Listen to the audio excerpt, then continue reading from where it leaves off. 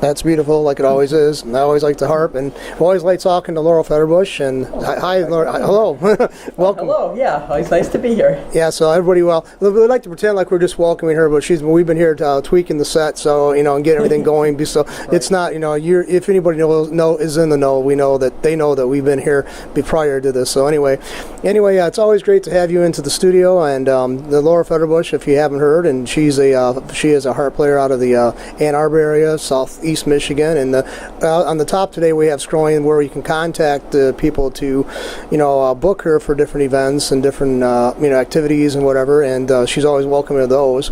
And she also has some pretty constant gigs near Ann Arbor that you keep going with. So I play throughout this whole area too. So yeah, so I like to drive.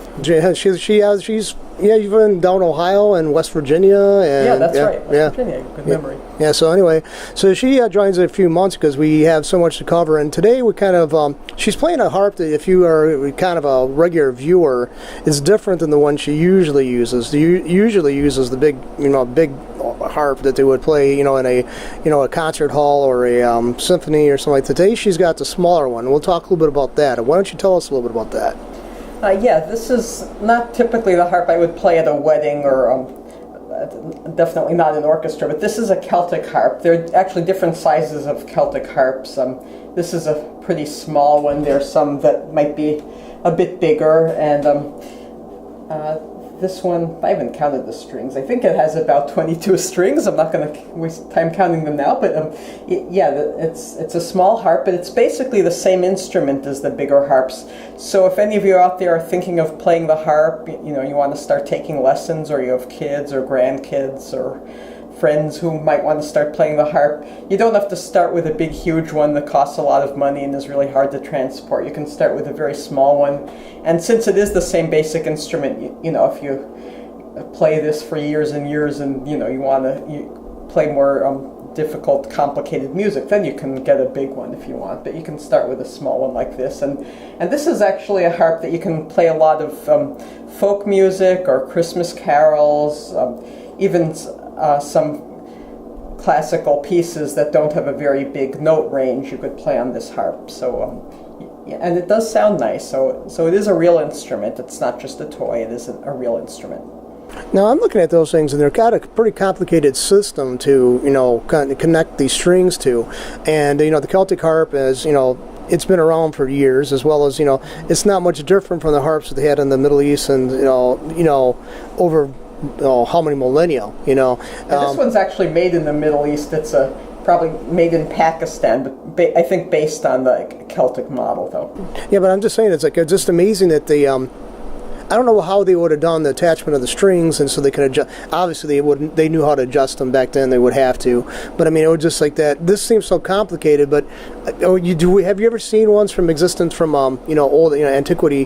What kind of how they to connect to the strings and how they would tune them, or did you ever see ones like that? I don't think I've seen that. I don't really know very much about harp construction, and I'm sure there are people who specialize in that who would be able to tell you exactly what the difference is. It it might not actually be a very big difference. Maybe this is basic enough that this is the way they've done it, through the millennia. But it might be very different. I don't actually know. So. Now that's like that is kind of a lot easier for you to carry, because I mean it takes you really get a workout taking that big one up and down the stairs and in and out of different places. With that, I appreciate it. I don't want you to carry it down alone. I mean that's a beautiful, very expensive, very beautiful. It's a work of art. I mean in itself, it's a work of art. Today we're kind of the reason we're kind of talking today, obviously to get the word out too about Laura's talents out there, and she's willing to provide entertainment for the different activities or events of your life. We're also talking today about trying to get kids into music, and today it seems like such an emphasis. Everybody's on, if they're into music, they're doing the electronic stuff, and I'm not really denigrating that, but I have a real kind of appreciation for stringed instruments and for actual instruments rather than dependent upon technology rather to create sound. And today we have we'll probably go to a little bit later. I don't know when you want to grab the other piece and play that, okay, but I mean, sure. we want to show people that it doesn't really cost a lot of money to get kids into music. But the only thing is you can probably buy instruments, but the thing is trying to find a qualified or decent instructor in different locations for different instruments might be that might be the obstacle. But you grew up in the Ann Arbor area, which is mm-hmm. rich in culture and lots of artistic people there. So I mean, you didn't have that obstacle to overcome, did you? No, I was fortunate. My mom had a friend whose daughter played the harp, and I started taking lessons from her. And because the Ann Arbor has the University of Michigan, there's a music school there, and it's pretty easy to find a harp teacher in Ann Arbor and even the surrounding areas, because I and other teachers will probably be willing to drive, or else the students could drive a short distance to take lessons. I think the Flint area, I believe there's the Flint Institute of Music, so I know there's music instruction connected with that. One of my friends was or is a harp teacher there, and there are harpists in this general area, but there are probably some areas of the United States for sure, but even of Michigan where it might be hard to find a harp teacher, so that's unfortunate, I guess. I don't think I ever covered this, but I mean, I got a lot of friends who play guitar, and they're big into it, and they emulate certain guys from bands that they've been around from the 70s and the 60s and 80s, and there's kind of this kind of a rivalry. Do you have that going on too amongst you harp players, or? Not so much now. Well, I don't interact with other harpists that much, but once in a while there's an orchestra piece that requires two harps, so we meet another harpist, and it's actually nice to meet other harpists, because you like to have other names that you can give out for gigs. Like if someone calls me about an event and I'm not free that day, it's good if I can give some other names of other harpists, because I don't want to feel bad for the client not having anyone to call. And you meet other people through if there are two harps for an event. But I guess I have to admit that I'm kind of used to being the only harpist at a orchestra job. So when there is another harpist, sometimes it's a little bit, you sort of have to get used to it. It makes me a little bit nervous here, having another harpist there. They can hear all my mistakes, so I often get kind of self-conscious, and I, might not play as well as I might otherwise, or I play more self-consciously. But and when I was a kid, I was actually a lot more neurotic about other harpists, though. Like I would listen to another harpist and purposely sort of wish bad things on them, like hope they would make a mistake, because I guess I was insecure about my own playing, so I wanted other people to do worse, and I feel bad about that. But yeah, that's not a very healthy way to be. So I encourage anyone out there. I think it's true in music and also sports. Probably, it's good to just focus on what you're doing and try to do the best that you can, and not worry about what the other people are doing, whether they're better than you or worse than you. That's not something you should be concerning yourself with. Just, concentrate your energies on yourself and doing the best job that you can, and I think that's the way that you get the best results, is by not being competitive in a negative way. Be competing to do the best that you can. So. Yeah, and there are other things too, though, that the harp is kind of probably the higher end, even the one that you currently are playing. The right there, the Celtic harp. They're kind of the higher end item for somebody to buy, but even that still is not as high as. I mean, I've seen people lay out 2 or 3 for 1 year they pay out 2 or 3 times for a gaming system, or $300 to $400 a pop. So I mean, these things brand new would probably, what would you estimate a good price to be for one of those? Yeah, well, as far as instruments go, this is actually a very cheap thing to buy. I think you can get a new one like this. Like I said, this is a kind from Pakistan, so that's actually, even among folk harps, like Celtic harps, this is the cheapest kind you can get. The ones from Pakistan are probably, you could probably get one for like $200 or something, probably $200 to $600 in that range. But you could get another harp about this size, maybe not made in Pakistan, made by one of the, but approximately this size, that would probably have a better sound. And that might be, several hundred to $1,000 maybe. If you want to get a really good sounding smaller harp, so you could pay more money, and and you could get ones with a few more strings if you wanted to be able to play music with a bigger range. Again, that would be from several hundred to a couple $1,000 maybe, depending on what size you want to get and what quality.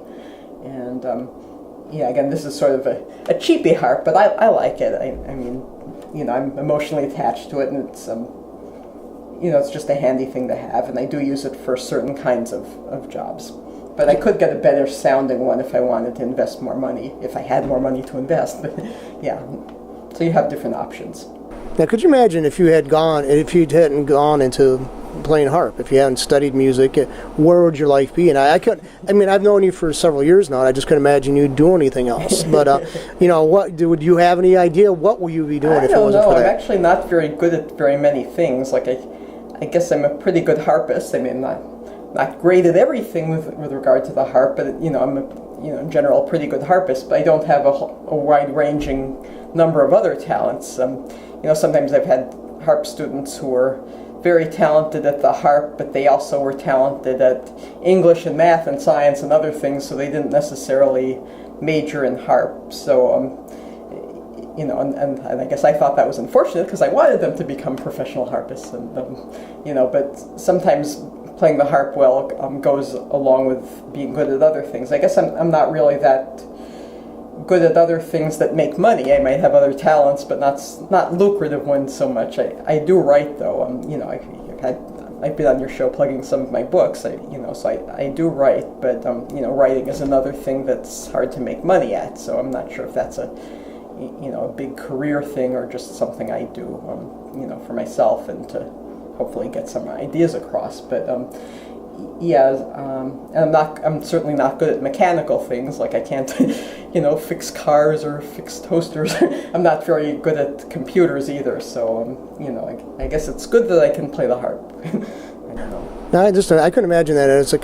That's what I'm trying to say, though, because I mean, I know that computers are something useful, and people do make you have good employment with them. But I mean, computer games, the kids are now playing, and I kind of have a real issue with that because I mean, I just think to become a kind of bunch of everybody's like all like kind of like to me they look almost like the kids almost in my mind come across like these like critters that you pull out of a dark cave. They can't even function outside in the real world with light, and they're just they're all kind of pasty looking and their eyes are glassy and they're just like scared and intimidated of the world around them. And maybe that's just a perverse caricature, but I think it just I would encourage, because I can't see them making a living doing something with computers unless they're so good at it. They're good at maybe designing future games, which would be very lucrative. But I mean, you see Steve Jobs or some of these people who are, Bill Gates, who are, ultra successful with computers, but I guess most of the people who deal with computers probably won't be like that. I mean, hopefully some of them will be able to, get a job in computers, but,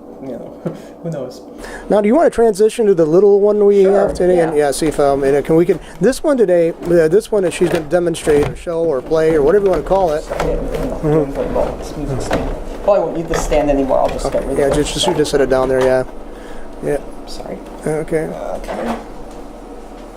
Yeah, she's we have what scoot right in there, yeah, so you can see it on camera here. And actually, I want to say something about this. Is hold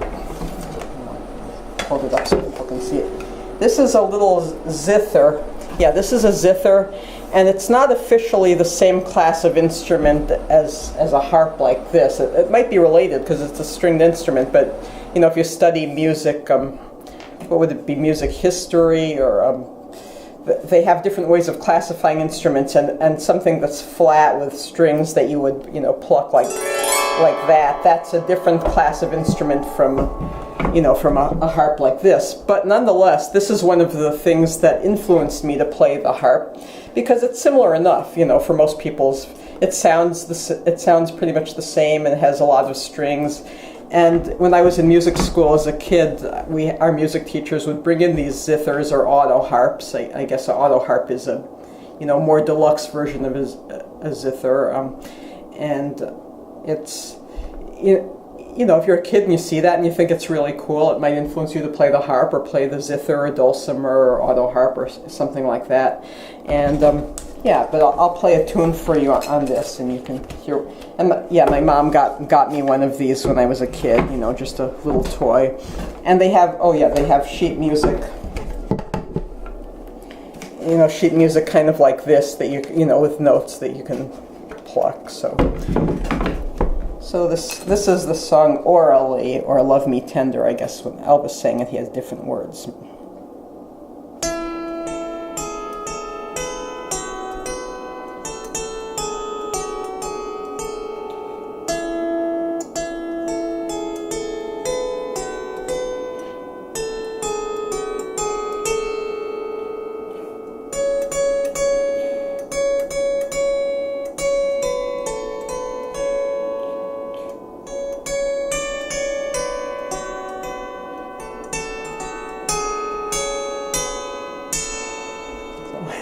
Something like that. Yeah, so, I think it sounds really good because and it's like I picked that one up that Laurel just played there. I picked it up at the St. Vincent de Paul store down the street from the studio. Obviously, if somebody's maybe bought it for a gift and they didn't appreciate it enough, they just donated it, but because it's in really great shape, it's almost in brand new condition. I think altogether I gave $29 for that, and it has a carrying case. But this company still makes them, and you can go online and find them and all their accessories, and I think the brand new, they're like $50, $60.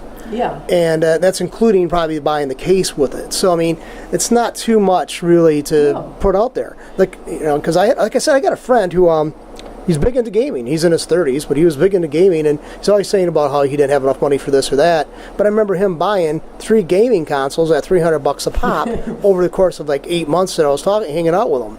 I don't know how people have all the money that they spend on these electronic games and toys. I guess I often have trouble making ends meet, and it just seems like people have even people who don't seem like really rich people, but they somehow come up with the money to throw around on those things. I have no idea. And see, the reason, I'm not denigrating. I'm not trying to. My own personal aversions to it because I don't understand it. I just don't understand the attraction. Right. But this thing, you've employed yourself. You met many people. You've had some great experiences in your life.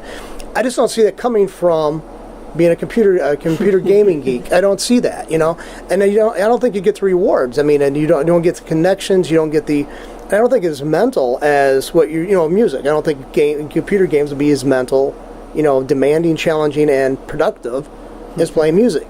And it's in time and time history. Not history. I'm testing. Have shown that people who are really good at math, who are good at music, tend to have a tendency to do better at math. Their scores have a better because there is correlation. There's connection. There's interconnectedness to that. Where computer games, I just don't see that. I don't know. I think maybe some of the computer things develop your coordination and things. They're probably, I guess some of them were developed to, help soldiers be better soldiers, and there's some, maybe more violent, so that's not such a good thing. But I think there are also probably certain skills that they would help develop, or at least I would hope they develop. So that I think there are probably some constructive things that can be gotten from computer gaming, but. Yeah, I don't know. I've heard a whole lot about what music does for your brain. I'm not sure I'm convinced because, me and a lot of the musicians I know, might be what one might consider a little bit flaky or eccentric people. So I'm not sure if, I don't know if you'd come across as necessarily the brainiest person just because you play an instrument. But, there are studies about that. I'm actually not that good at math. My dad is a mathematical physicist, so he's pretty good at math, obviously, but I did not inherit his genes as far as I know. But one way that I do see music and math connected in my case is that if I'm playing the harp, sitting there playing, and I try to do even some simple math equation in my head, like calculate, the amount of tips I'm getting, or if I deposit 2 checks, how much will I be depositing in my bank account? Just a very simple math equation. I'll start making mistakes in my playing because, somehow I can't do even a simple math equation and play the harp, without it, distracting from each other. Whereas there are other things that I could be thinking about while I'm playing the harp, that wouldn't make me, mess up my playing. You can do a certain amount of daydreaming, not like, you want to be focused on what you're doing, but there are certain things, you could think, oh, I recognize so across the room, or, you could be thinking about,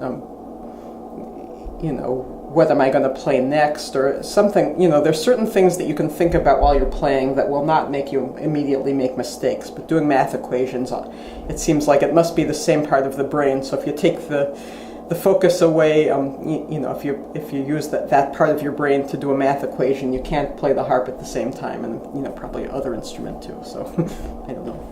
I don't know if other musicians have that experience or not. But I do notice that there's I know that they had an interview with Steve Miller from Steve Miller Band, and he was also an artist, not just a recording artist, because but I mean he's also an artist, the visual arts. He was a painter, and beautiful. He had a beautiful studio, probably one of the best appointed, cleanest ones I've ever seen anybody do an interview in, and it was beautiful. And it seems like there is a connection. There's like one person that kind of flows into it.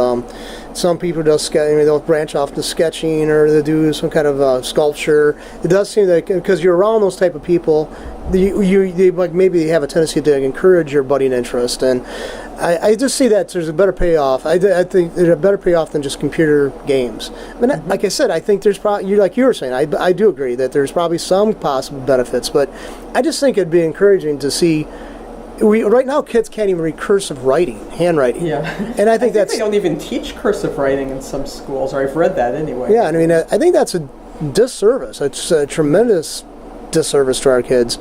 And I don't have kids, but I mean, I look back at my own life, and a lot of times I think maybe my parents should have been more rigid about demanding certain performance levels and certain skill levels and stuff like that. They did help us in math. I mean, my sister and I both went to a math tutor. My parents paid for beyond school, 2 or 3 hours a week for each of us. So that did help us out quite a bit. I mean, I'm still not a mathematician, but at least I know how to do, I can do long division, without using a calculator. It'll take me a while, but I'll have scraps shut out on paper. But I just think that there's I think Camille Paglia talks about this too. She said a lot of times we denigrate or we dismiss rote memorizing things. Well, there's a lot of rote memorization going on in music, isn't there? I mean, for sure. Yeah, I mean scale and the chord. I know in guitars there's good chord playing, and that's rote. I mean, you just learn it. Is there a lot of chord memorization or emphasis on chords when you're playing harp? I mean, I don't know anything about that part. Yeah, I'm not the best person at music theory, but one element of music theory that has proven very useful to me is the knowing chords, knowing like the 1 chord, the 4 chord, the 5 chord, what they sound like and how to harmonize with them. Because, often if I'm accompanying like a singer or a violinist or something, you want to be able to accompany a melody and know which chords would sound good with that melody. And especially with the singer might want to sing a song in a different key. Maybe the key that it's written in doesn't go their vocal range. So if you have a basic knowledge of chords, you can pretty easily shift to a different key. If you know that the chord progression is, 1, 2, 5, 6, or whatever the chord progression of that song is.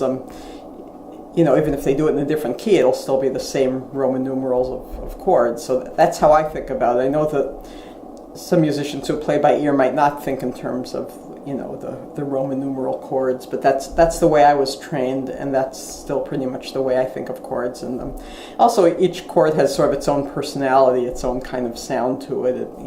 So there's some would that be like more of a right-brained way of thinking of it, I guess. But yeah, it comes from some knowledge of chords.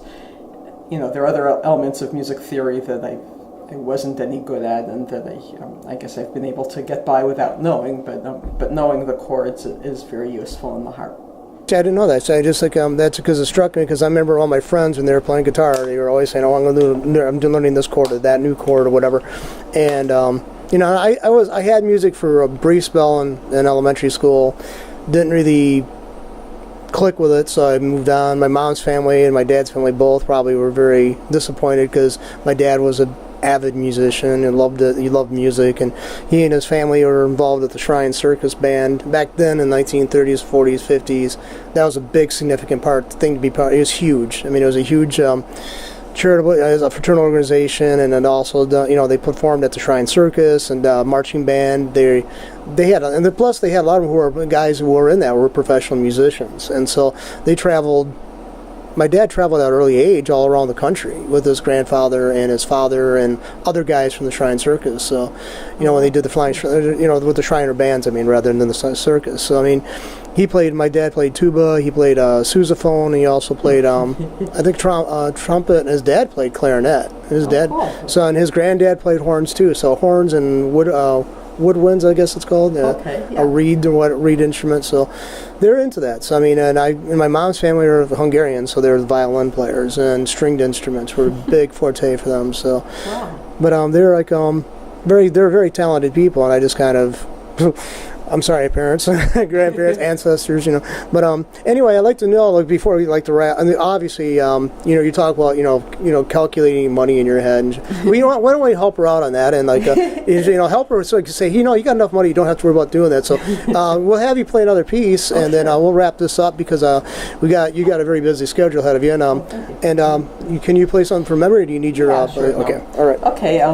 You might recognize this. This is my rendition of "Swing Low, Sweet Chariot."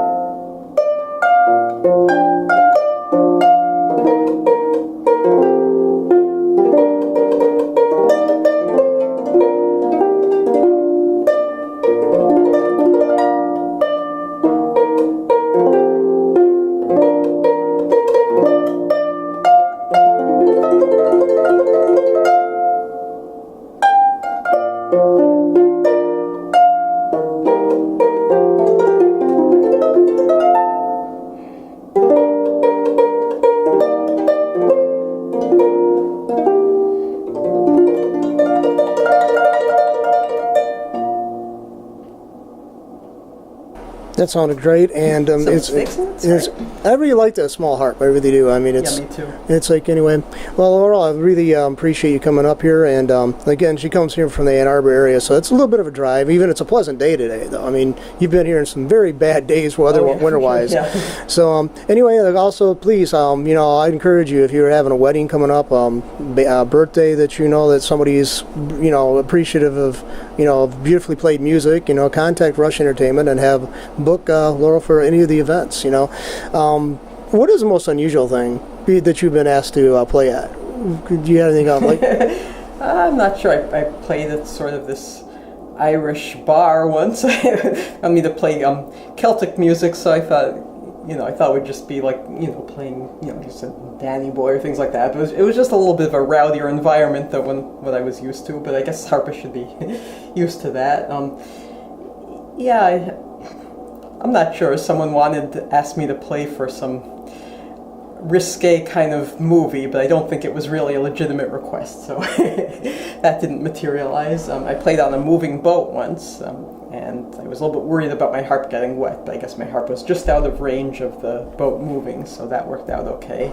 I could see that. There's a paddle wheel boat here in up here in Flint that they put on the lake out here that it's out there, Stepping Stone Falls actually area. Beyond that, that it's the in Bluebell Beach area. Anyway, I think that's what it's at. Yeah, anyway, they go around on. They actually have like people coming on board. And I know like a lot of times they'll have like a wedding party. I've been there during a wedding party. They would have the party go out there. The group, the families, and their friends and stuff like that when they're preparing the dinner, and then they have a tour on the lake. And I could see somebody hiring you to play the harp as entertainment there on board for that. So they have harps on cruise ships a lot of the time. Yeah, I've seen that too. My mom and dad were on a cruise once to Alaska. I believe they did have a harp player on there. The whole musical accompaniment though. They had like a whole orchestra with them. I think at that point, but. Anyway, now I really get, like I said, and also you also have CDs too.